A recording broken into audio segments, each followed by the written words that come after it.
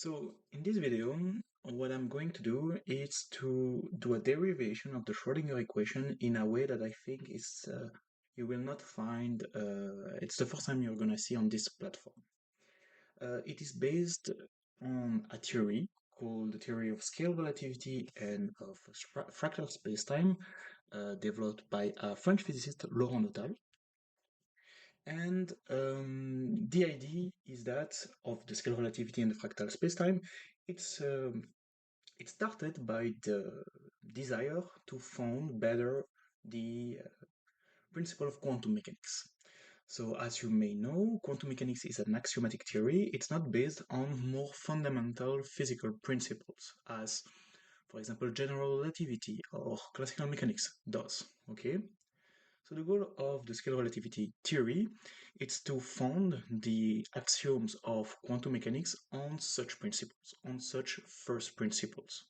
So when we talk about first principles instead of axioms, we mean general directions towards which that is directing the elaboration of theories, okay? And one of those principles is relativity, for example, the principle of relativity. Or maybe to be a bit more concrete, the principle of conservation of energy. You know, you have a principle of conservation of energy that takes different shapes depending on the domain of physics you are working in, okay? So my goal here is to give you the technical derivation of the Schrödinger equation from the point of view of scale relativity. If you're interested into looking looking at looking at it in more details, I recommend you to look at the textbook about it. It's this one. It's quite big. You can see that I read it a lot, and I'm gonna also put in the description of the video some references of the basic papers that made it to be the theory of scale relativity, the applications, the actual work Laurent Nottale and his colleagues are doing, and so on. Okay. My goal here is really just to go to the technical derivation of the Schrödinger equation in the context of that theory. Okay.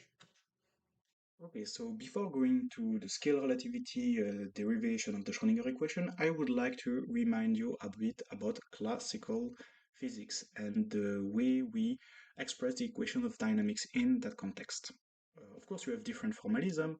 You have Newton's law of, Newton's second law of dynamics. You have Lagrange equations, and you also have the Hamilton-Jacobi formalism, and that's the one we are gonna prefer here in order to make the link with the Schrödinger equations. Okay, so let's start with that. Let's do a bit of classical mechanics. So in classical mechanics, you have a Lagrange function from which you can derive the dynamics, okay? And from this, we can define the action as the integral of the Lagrange function over time. Inverting this relation gives you this first fundamental relation, that is that the total derivative of the action is the Lagrangian of the system. Then, of course, once you have solved this equation for the action, you need also a relation between the velocity of the particle of the system you want to describe and this action, because in classical mechanics we have particles with trajectories. We then need to have an equation from which we can derive the specific trajectory followed by the system, and this equation is the following. The velocity of the system is given by the gradient of the action divided by the mass of the particle. Okay, so that gives you that tells you how the system is going to evolve in time. Okay, from this then now we can integrate motion. We can find the exact trajectory followed by the particles. And the equation then that we have to integrate in order to find the trajectory of the particle is the relation between the elementary displacement and velocity. This relation is simply, if you use the index notation, dxj is just vj times dt. Okay, so that's let's say that's the three equations we need to solve together in order to find the trajectory of a system whose dynamics is governed by a given Lagrangian. Okay, now you're gonna tell me that this turn assumption is a bit of, it's not really useful, it's like implicit. It's, of course, if we want to integrate the trajectory of a system, we integrate over time the velocity. And integrating over time the velocity is just taking the velocity times the time interval, taking the time interval to be small, okay? Well, it seems like it's not needed, but it's very important that I state that here in the context of classical mechanics, because actually this is the key point to understand the derivation of the Schrödinger equation in the scale relativity theory. This relation here, relating the elementary displacement to the velocity, is not going to be satisfied in the scale relativity theory, and that's going to be the main point that is going to make, that is going to transform the usual equations of classical physics that's gonna transform basically classical mechanics into quantum physics equations. Okay, so that we are gonna do next, but let's first a bit work on this equation. I mean those two equations. Let's work a bit on them. Okay, so the action is a function of time and also of the position of the particle. This means that if you take the total derivative of the action, it gives you first a partial derivative with respect to time, but also the scalar product of the velocity with the gradient of the action. So now, if you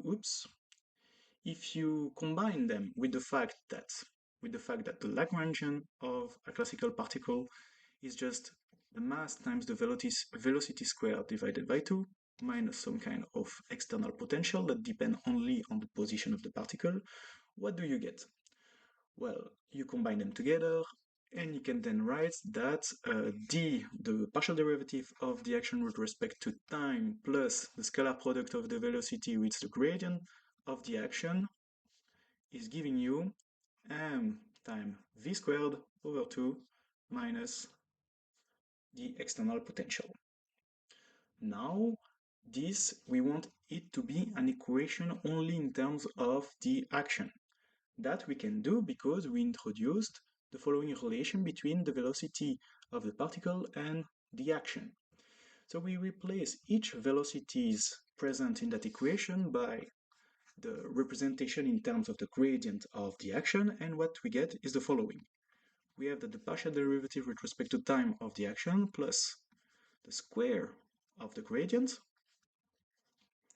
divided by m is equal to m times the square of the gradient divided by 2m squared minus 5. Those mass here simplify out.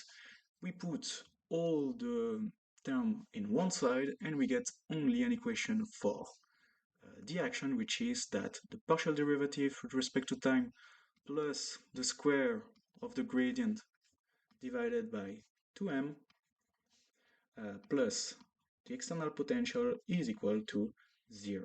And that I take. And this is called the Hamilton-Jacobi equation. Okay, now that this has been written down, let's talk a bit about it. It is sometimes said that this equation is the closest you can transform classical mechanics into something similar to quantum mechanics. In quantum mechanics, you have the wave function, and the wave function is like a wave. It's solution to a wave equation, right? Well, here, by writing down mechanics into that form, you also kind of have a wave, and what plays the role of the wave is the action. So you solve first this field equation for the action, and then from this field equation, you get the dynamics of the system. Okay?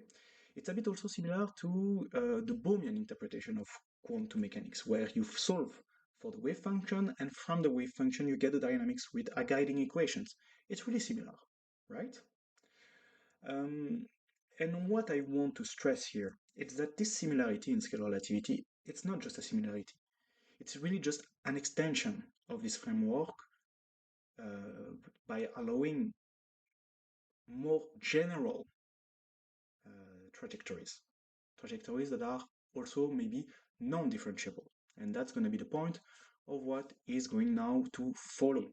So what does that mean for a trajectory to be non-differentiable? Here, really, the point is going to basically discuss the third equation that I've written down in order to describe classical physics. This third equation here, that's what I want to extend, to generalize, okay? So here, this assumption is it is an assumption about actually differentiability of the path, okay? If you want the elementary displacement, you just multiply the velocity times the time interval, and you make the time interval being smaller and smaller, and you converge to the real trajectory of the particle. Well, here what we want to do is to generalize this. So we are going to talk about what we mean by non-differentiability in scale relativity. Okay, so what does that mean? Suppose that you have a non-differentiable position function, a non-differentiable trajectory, and by extension, then it means a non-differentiable space on which the particle is traveling on. So what is that gonna look like? It's gonna look like a wiggly trajectory like this. Imagine you have a particle, it's gonna be wiggly like this maybe, and so on. Okay? What are the two main consequences of this non-differentiability? The first consequences is a loss of determinism. It's a loss of determinism because if we give up on non-differentiability, we give up on the possibility to write down differential equations, which are at the core of determinism. You have initial conditions, and then you integrate over time, and you get a unique solution, right? If you give up on non-differentiability, you have to give up on determinism. And in practice, it's going to mean the use of stochastic variable.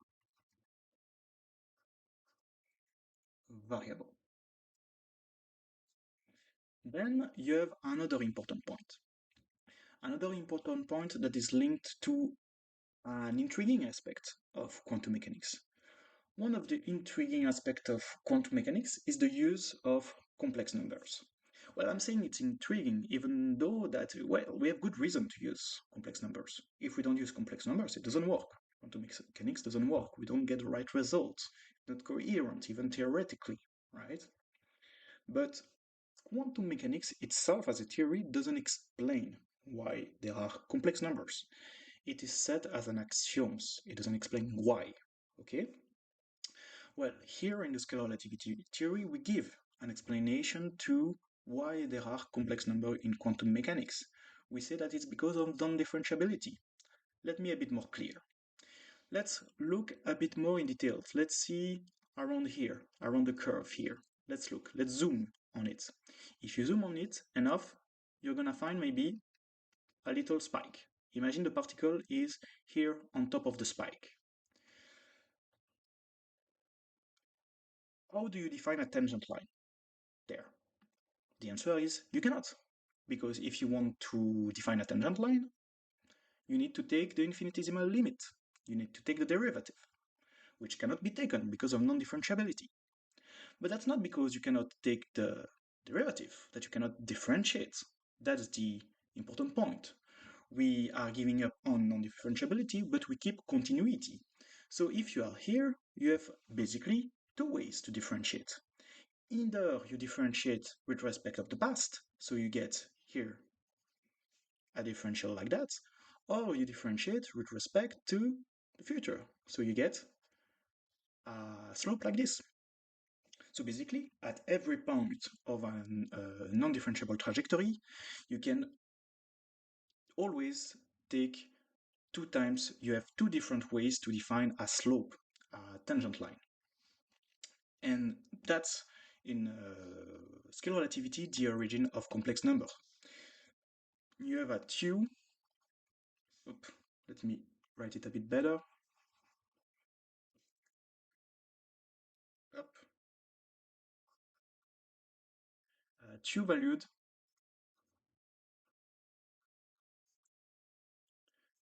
differential. So we have those two things. Those are the two main consequences of non-differentiability. Loss of determinism, we're going to have to use stochastic variable, which means that they are supported on some probability distribution, and the differentials are two-valued. We cannot just define one unique velocity. We have to, at every point on the trajectory, define two differential elements. Okay? And that's what we are going to do right now. So let's be a bit more technical. Okay, we have then two different ways to define a differential. We have what we call the differential d plus x. The differential d plus x, it's then defined by some kind of velocity, vj plus dt. So this is the differential part, the differentiable part, because even though we have a loss of determinism, we are gonna still keep some kind of deterministic dynamics in the part of in this part. But what we are gonna do is not just we are not completely removing determinism, right? We're not completely removing it. It's just that we add a stochastic component. We add something, right? We add something. So here we add a variable that I'm gonna call eta g plus times some kind of amplitude, the amplitude of the fluctuation. And the amplitude of the fluctuation is gonna take this expression. And we have a similar one for the minus process, d minus xj, which is gonna be vj minus dt, plus some other stochastic variable eta minus j, and the amplitude of the fluctuation given by this formula. So let's look at it in a bit more details. So this is here, this part, it's the differentiable part of the dynamics. So we assume still that there is a global differentiable dynamics, okay, on average. But if you look at it into more details, you have fluctuations. You have a non-differentiable part.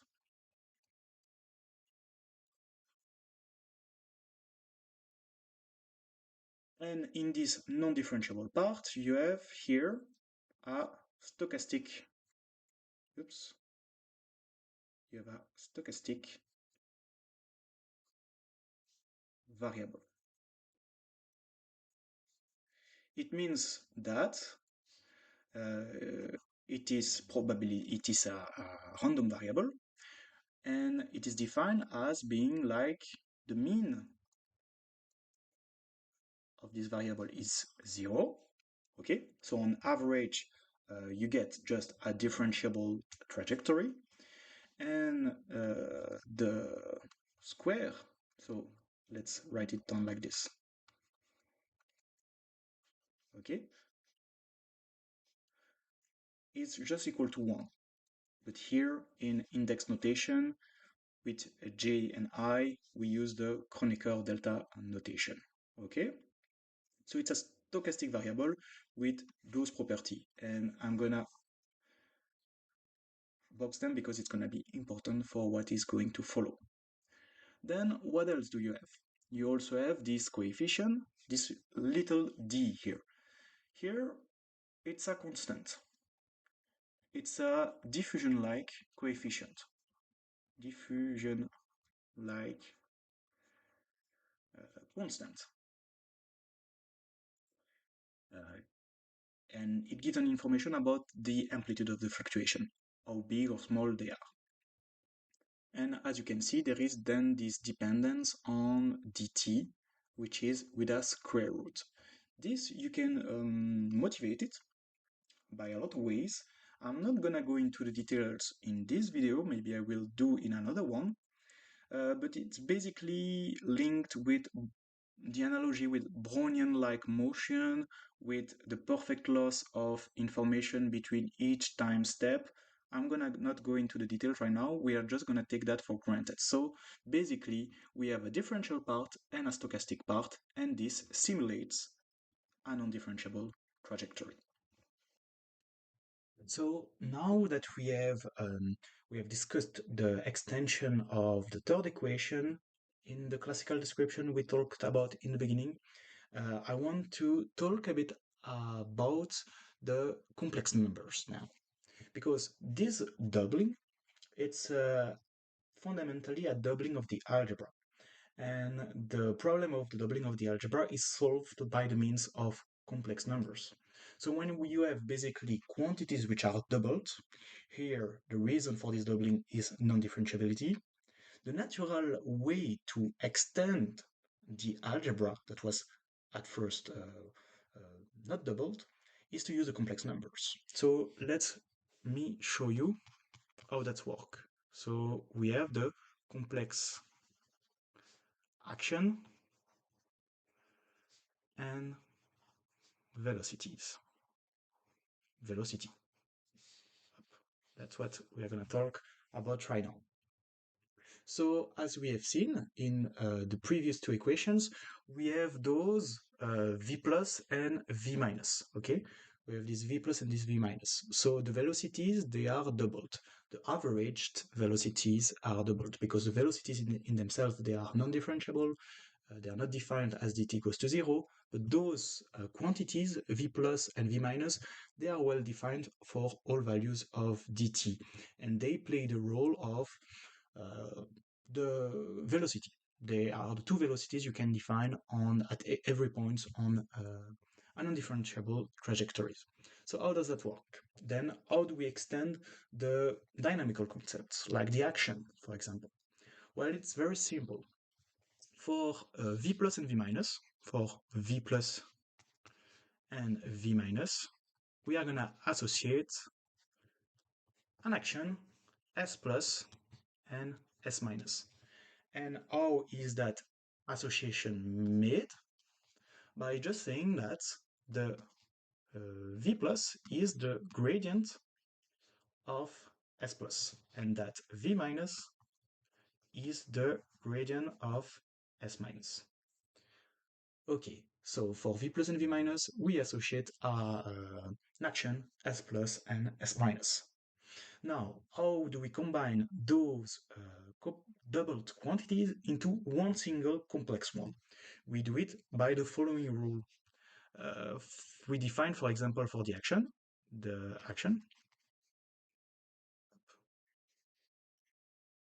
we define a complex action, so a weakly S, by taking the average of the S and the minus, the plus and the minus I times the difference,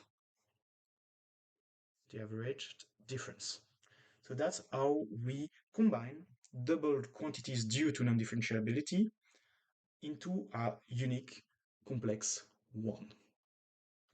And so in the same way, for the velocity, we have that we define a complex velocity, curvy v, by combining the two first, v plus v minus, divided by 2, minus I times the difference, v plus minus v minus, divided by 2. Okay? And what is really nice with this is that then we have from this a generalization of the second equation we first started this video with. You remember this relation between the action and the velocity by taking the gradient. Well, here we can easily see that the complex velocity is related to the complex action we just defined by also taking the gradient. So we have that basically the gradient of the complex action divided by the mass of the particle. And I think I forgot the mass in the previous one. Yes, we forgot the mass in those two, the mass of the particle. Okay, but here we are. We generalized to complex, to double quantities, the relation we had written previously for just the unique velocity.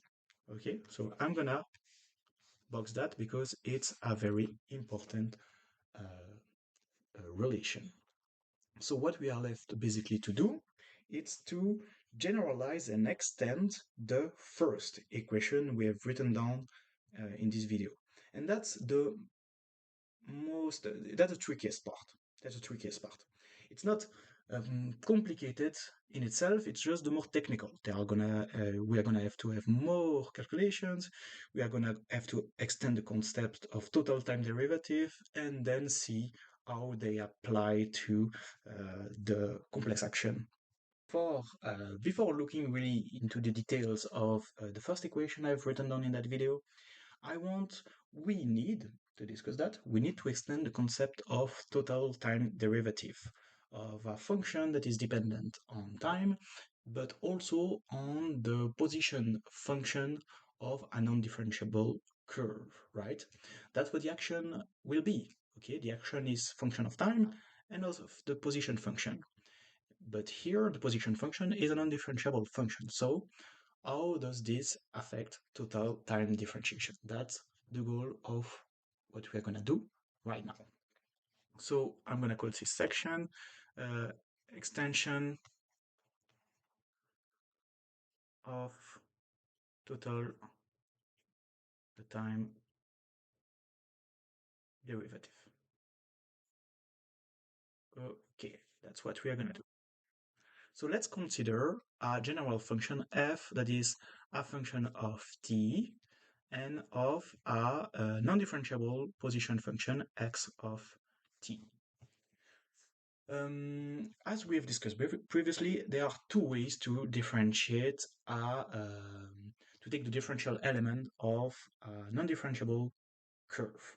We have a plus differential and a minus differential. The plus differential is characterized by the fact that the time interval dt is considered positive, and the minus is characterized by a negative time interval dt. So we are gonna have to combine those two ways to differentiate in a new kind of operation, which is gonna be a complex operation. So let's do step by step. Let's first do the plus derivative of f. Let's differentiate the f, but I'm gonna put with color a little plus up. What does that mean? It means that we take f of t plus dt, x of t plus dt, minus f of t x. And here we consider that, I'm going to write it in red because it's linked to the plus, that dt is greater than 0. Okay. Now what we do is that we expand this expression. We expand this expression in a Taylor expansion. I'm gonna write down the first terms, and I'm gonna just give up the terms that I know, which I'm not gonna write it down explicitly, are gonna be 0 as dt goes to 0. So if you Taylor expand this expression, what you're gonna get? You're gonna get df dt times dt plus, I'm gonna write the things in components. I'm gonna write down then djf, which is the partial space derivative in the j component, times d, and here I'm gonna write a little plus, okay, xj, okay. So that's usually if f was, if the x, if the position function was a differentiable function, we will stop here. Okay, we will stop here because all the terms next will vanish as dt goes to 0. But here, let's just go a step further. Let's just go a step further and let's see what's going to happen. I'm gonna write down, so the second order up dj dk of the function f, we have divided by 2. And then we have the, again, plus up of xj, and then you have the Then again, plus of x k. Okay. Oops. Plus dot dot dot. Okay. Those you can check it explicitly for yourself, but those you can be sure they're gonna vanish when dt goes to 0. Okay, so what's the next step? The next step is to write down a bit more explicitly those dx. And how do we do so? We do so by using what we discussed previously. Okay, I'm just gonna go down, go up back, wait, right here, dx plus. We replace this dx plus by its expression in terms of v plus and the stochastic part. That's what we're gonna do. Okay, that's what we're gonna do. And we're gonna see how this can nicely modify total differentiation. Okay, here we are. So follow me here a bit. Okay, let's go. Next step. We have still df dt plus gradient dif times, okay, now here we are. We have vi, and I'm gonna put a little plus in red, times dt plus eta, here it's a j, sorry, up, eta j, and I'm gonna write a little plus again, times the amplitude of the stochastic fluctuation to the absolute value of dt. Okay, so that's the first term. Plus, that's the second term, sorry, plus di, dk, dj, sorry, f, all divided by 2, times. So basically, just we rewrite it down, this thing. We put, so vj plus dt plus eta j plus times the fluctuation amplitude, and we rewrite this down just by replacing all the j by k. So we have v plus k dt plus eta k plus square root of 2d dt, like this. Okay, let me put a bit down, and again we have the terms that are going to vanish as dt goes to 0. Okay, good. Now what I will recommend you, if you are interested, is to look at this a little bit in details. What you're gonna see is that there are terms which are going to be the usual terms that you can get when you do the total derivative, total differentiation of a function, and then you're going to have terms that are divergent in terms of dt. So as dt goes to 0, it's going to become infinite, and you're going to also have additional terms which are just of the same order as the term that you usually have for the total derivative. So let me show you that. Let's go. Let's expand it. Just do a little bit of algebra. We have df dt plus, okay, just we expand it, basically. We just expand it. We have djf times vj plus times dt plus the same thing, djf time the stochastic variable j plus the fluctuation, square root of 2d absolute value of dt, which actually here we can drop the absolute value, right? We can drop it because we know that dt is considered positive in that context. It's considered positive because we are in the plus process. And then you have plus, and then all of that, okay? All of that. Let's write it down. Okay, let's do the work. Maybe I'm gonna put it fast forward, maybe not. let's just do the work. dj dk f divided by 2. And I'm gonna write down the product of all of that. We have v plus j times vk plus, and we have here dt squared, okay? Plus, here we're gonna have, let me just see if I can do that in one step, it should not be too difficult. Square root of 2d absolute value, I mean, again, the absolute value can be dropped off, dt, times, inside of a parenthesis, we have vj eta k, and then plus v k eta j, like this, okay, with plus, plus, plus, plus. And then, finally, you have, as a last term, plus the product of the two fluctuations. You have eta j, eta k, and then you have those two fluctuation amplitude. So we have 2d and then dt left, plus dot dot dot, okay? So I hope you can see that. I'm putting it a bit up, like this. Okay, and I forgot just some plus for it to be perfectly correct. Okay.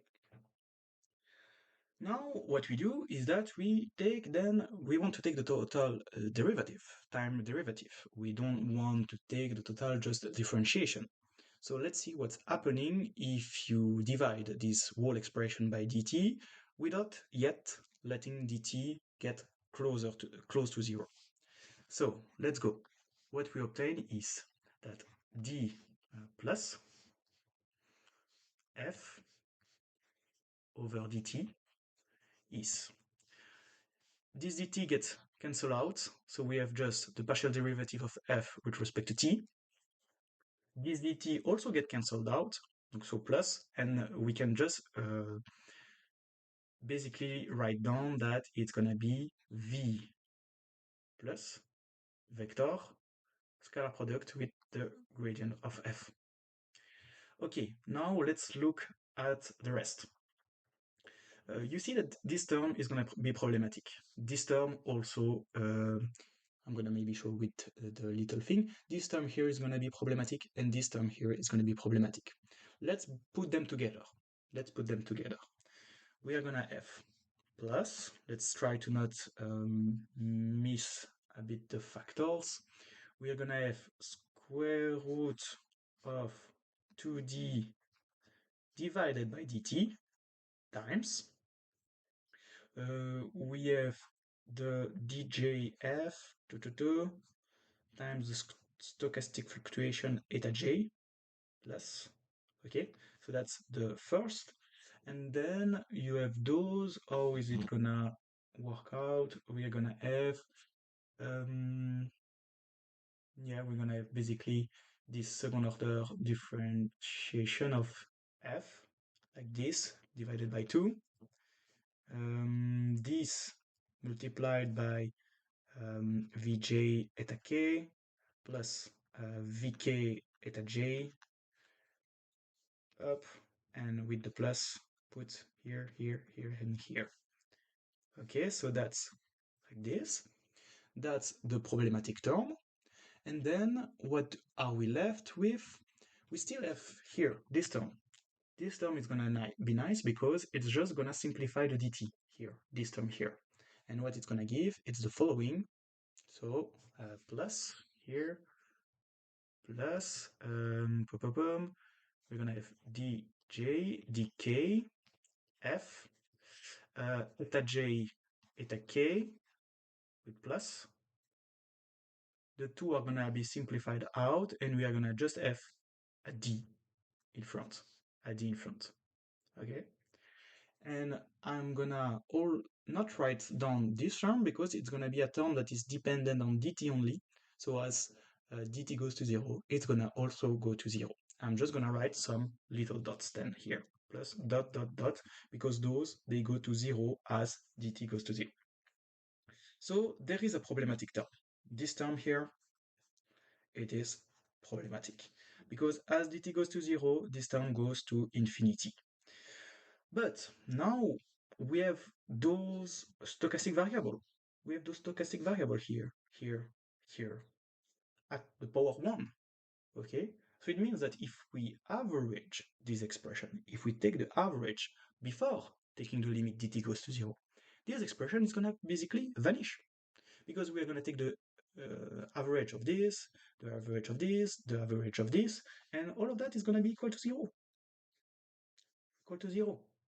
So the term that is divergent miraculously vanishes if we take the average. And this term here is not going to vanish. This term, it's a second order term in the stochastic variable. So it's going to give actually the Kronecker delta. The Kronecker delta. Okay, let's wrap this up. Now, let's wrap this up. Let's compute this average. If we take the average here, okay, if we take the average up like this, of the differentiation, the plus differentiation, okay, like that. We get what? Okay, for the terms without any stochastic variable, it's just them. We write them df dt plus v plus scalar product gradient of f. Okay? But now, what do we have? All of those, they go to 0. All of those, they go to 0. Here we have a Kronecker delta. So this means that we are left here with a plus, and I'm going to write it in red. You're going to see why in what's going to follow. Plus d, this diffusion-like parameter, times the Laplacian of f plus dt, plus stuff that goes to 0 as dt goes to 0. Okay? And here we are. Here we are. We have this nice extension of how will a function be differentiated on average if it depends on both the time and the non-differentiable position function. That's how it's going to be plus differentiated. And let's just be a bit more specific.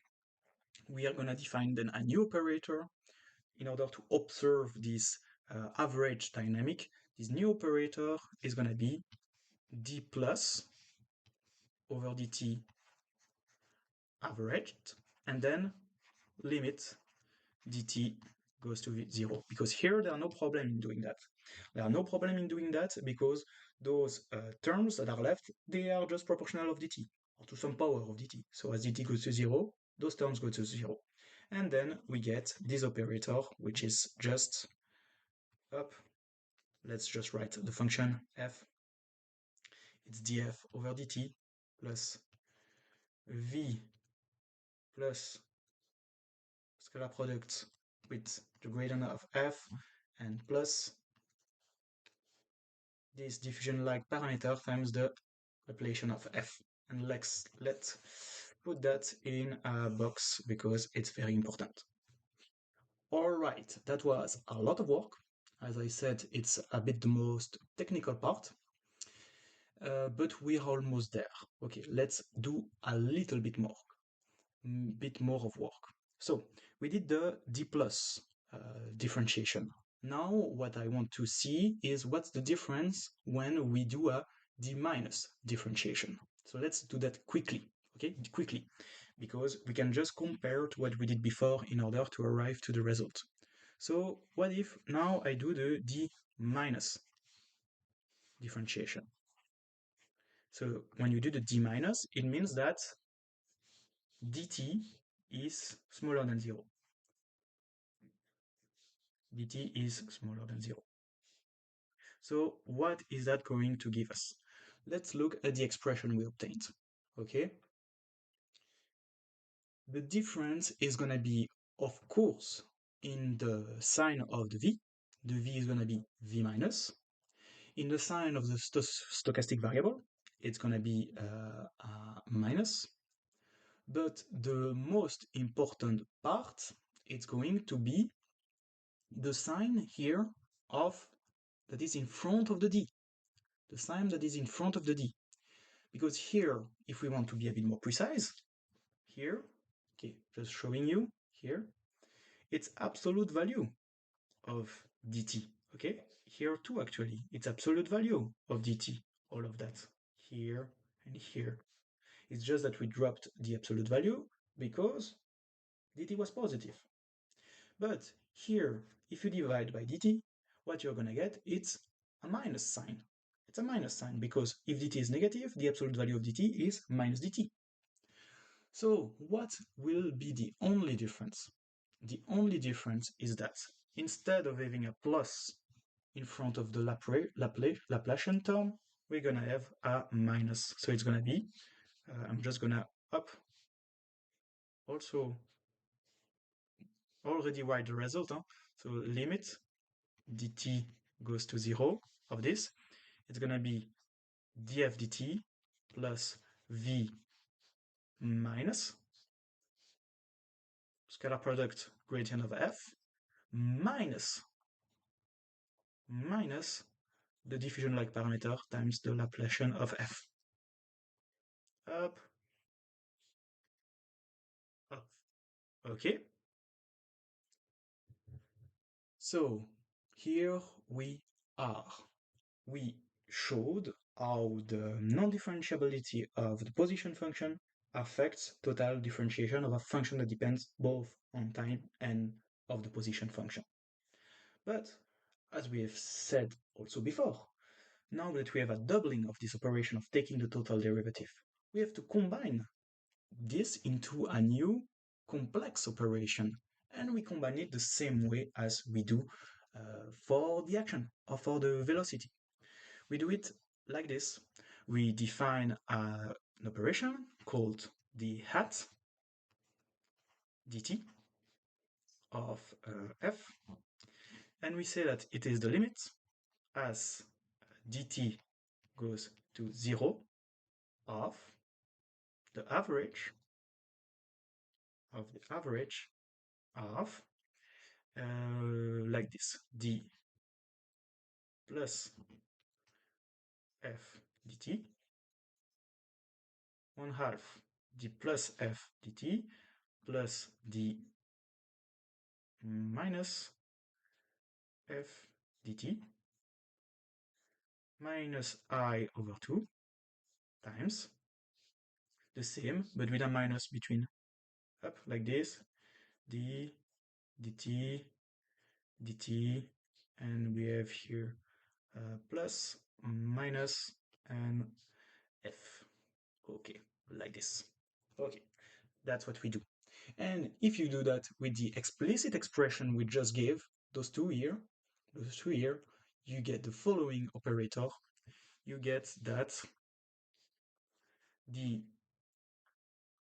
complex derivative of f is given by partial with respect to time plus the complex velocity times the gradient of the function f minus I times the diffusion-like parameter times the Laplacian of f. And that is our most important relation up to now. Okay, it's our most important relation. Very, very important. Oh, that was quite a bit of work. This operator in the book, here, I'll show you again.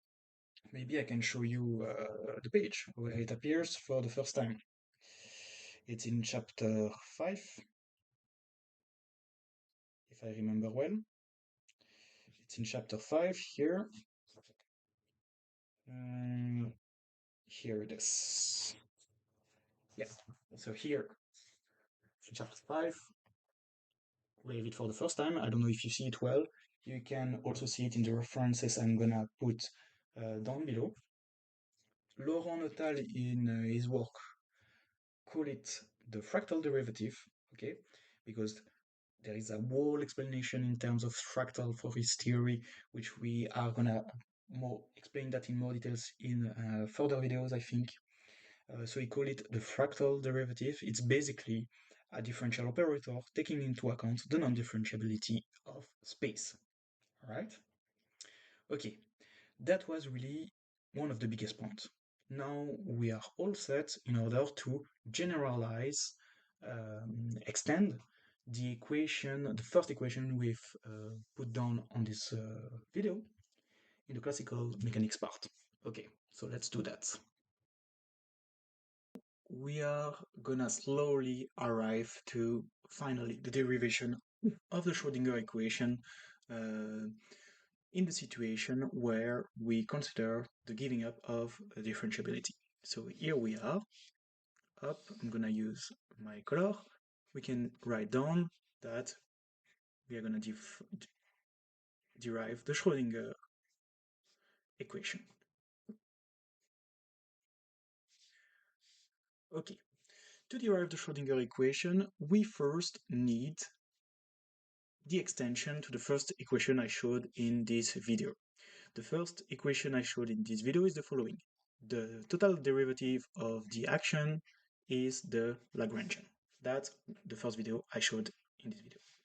How does that extend to what we have done previously? It's very simple. The action is extended to, sorry, the action becomes complex and the Lagrangian becomes also complex, like this.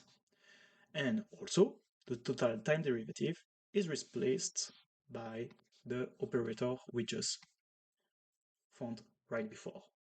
And to be a bit more explicit for the Lagrangian, it's going to be m times the complex velocity squared divided by 2 minus some real external potential.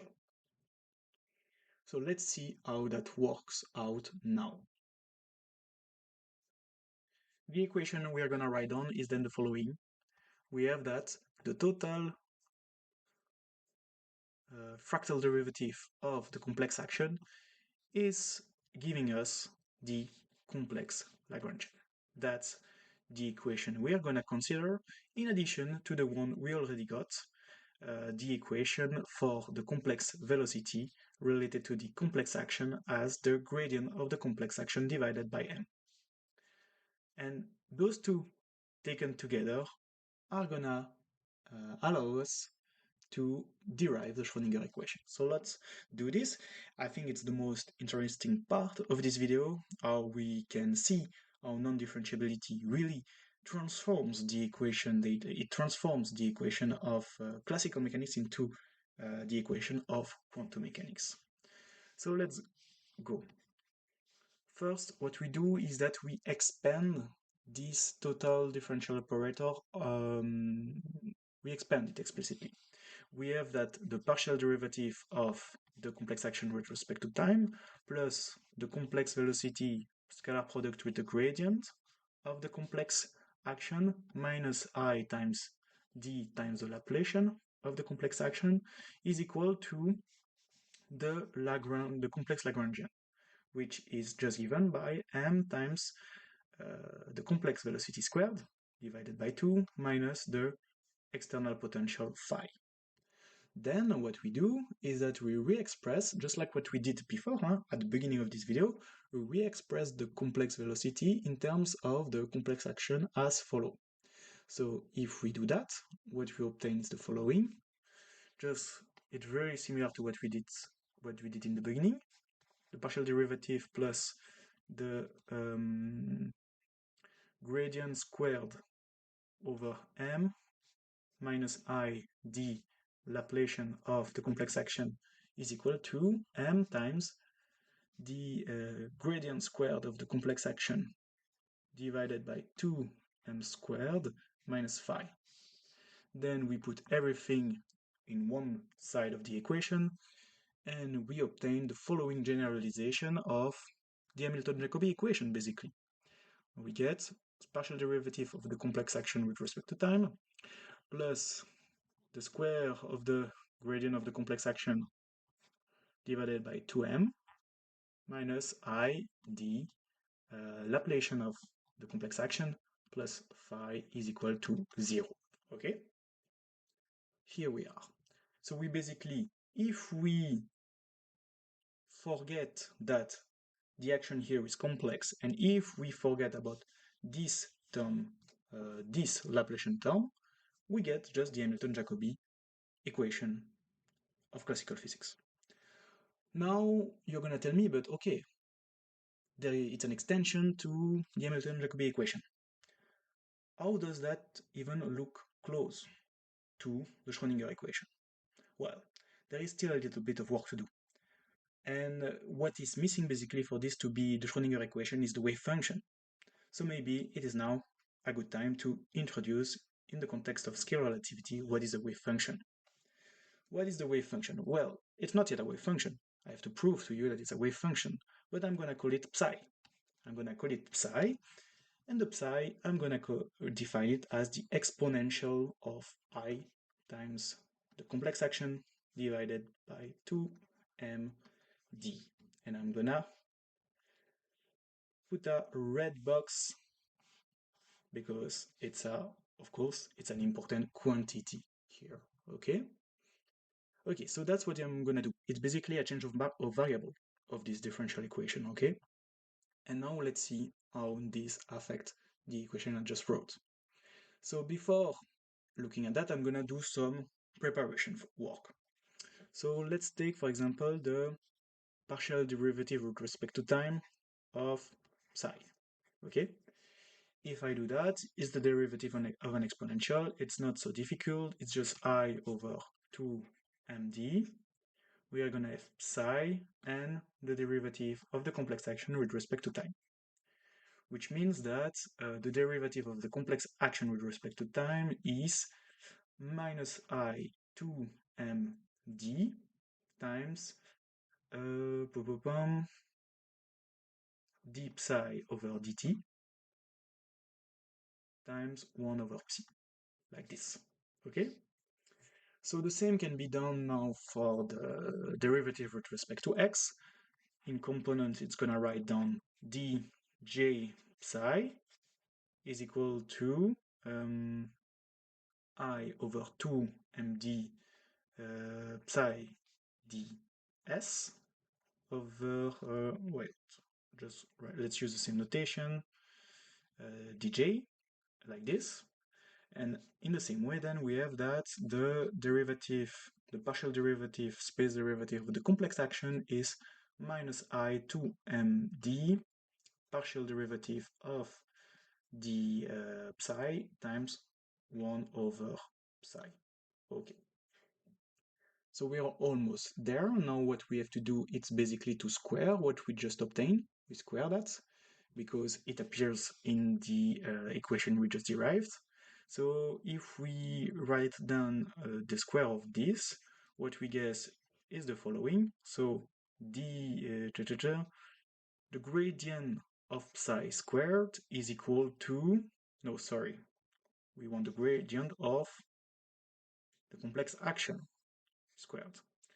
It gives us then minus 4m squared d squared, the gradient of psi squared over 1 over psi squared.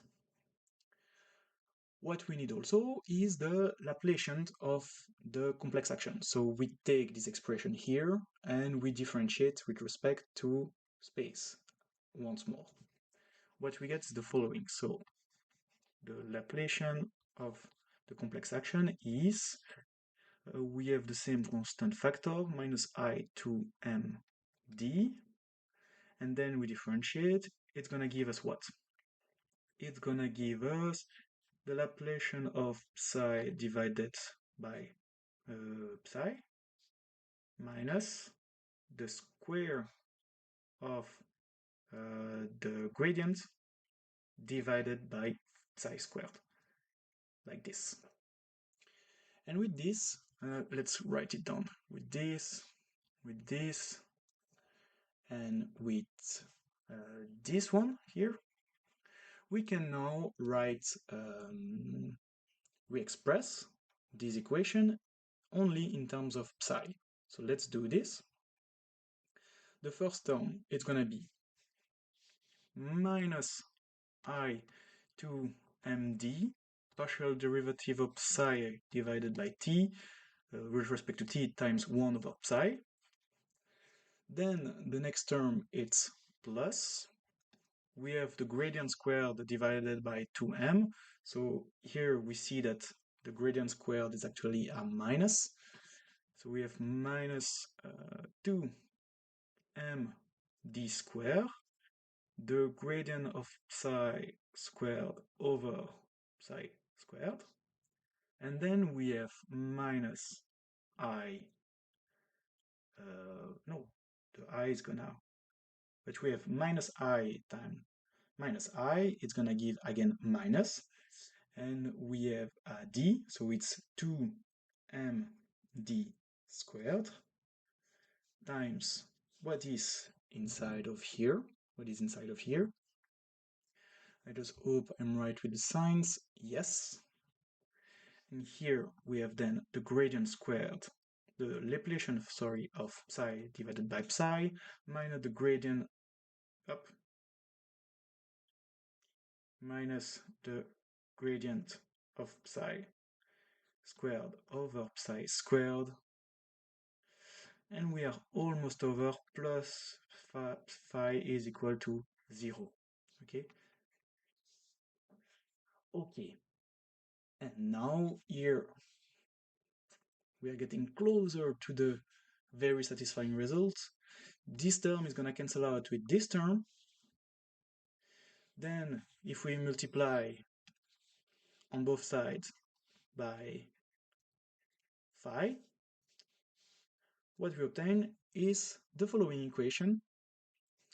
We obtain minus I to md, partial derivative of psi with respect to t, minus 2md squared, Laplacian of psi, and also plus phi psi is equal to 0.